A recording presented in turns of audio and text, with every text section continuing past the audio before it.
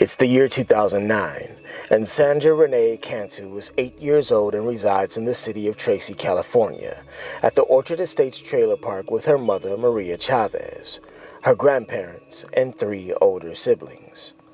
She was a second-grade student attending Melville Jacobson Elementary School, which was part of the Tracy Unified School District. And on Friday, March 27th of 2009, 8-year-old Sandra told her mother that she was going to play at one of her friends' home, who lived just a few feet away from where they lived in the mobile home park. Initially, when she hadn't returned after about an hour or so, her mother was not worried, because this was common practice for Sandra. But as dinner time approached and passed, Sandra had not returned. After a brief search of the trailer park area, she was eventually reported missing to the local police at 7:53 p.m. Tracy, please, do you have an emergency or can you please hold? Well, I have a missing daughter. Okay, how old is she? She's 8. She told me she was going over to this one girl to play, and she hasn't been home. As police arrived, they worked to quickly gather any footage from nearby surveillance cameras near the family's home, and they were in luck. One of the homes next to the Cantu residence had a working camera, and as police loaded up the footage from that evening, the very small frame of Sandra Cantu can be seen crossing the street in front of her home before moving out of frame. Eager to drum up a lead, the footage of 8-year-old Sandra happily skipping along to her neighbor's home was aired on national news stations across the city as FBI agents were called in to assist in the search.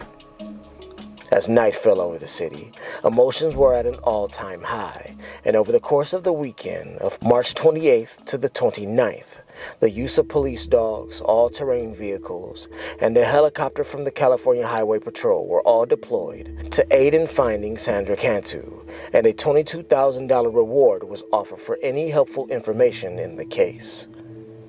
The police began probing through the lives of any and everyone connected to Sandra, including a neighbor in the area who was a known pedophile that was reported for once kissing her on the lips 2 years prior. In addition to this, her biological father, Daniel, was questioned but released once he provided an alibi. The neighbor admitted to liking younger girls, but was released once he was cleared of involvement as he too provided an alibi. As investigators continued to examine the footage from CCTV, well after Sandra was considered to have gone missing, a few clues began to come to light. Around the same time, Melissa Huckabee, a Sunday school teacher and neighbor of the Cantu family, texted Sandra's mother after the disappearance, saying, "Tell the police that I had something stolen today around 4 p.m. I don't know if that makes a difference or not." This text was largely ignored at first. But the same woman also appeared the next day at a vigil being held for Sandra, where she approached FBI agents claiming that she'd found a note outside that said, "Cantu locked in stolen suitcase, thrown in the water on Buckheady Road and Whitehall Road. Witness." Officers reported that Melissa seemed very agitated, upset, and that she was crying and hyperventilating. Up until this point, Melissa Huckabee had been interviewed but not considered a suspect in the case. But after this odd discovery, investigators began to point their suspicions in the teacher's direction. Melissa Huckabee's daughter was a friend of Sandra, and they played together often. Huckabee had a history of mental illness, including schizophrenia and borderline personality disorder. The final tip to crack the case was when a retired U.S. Marine and his wife spotted Melissa near an irrigation pond on their property acting suspiciously, and according to their words, in a panicked manner. When the Marine approached her, Melissa told him that she needed to use the bushes to urinate, and she hurried off in her SUV. On Monday, April 6, about 10:15 in the morning, a farmer located a suitcase in a pond just outside the city limits. Inside the suitcase, cops found Sandra's decomposing body.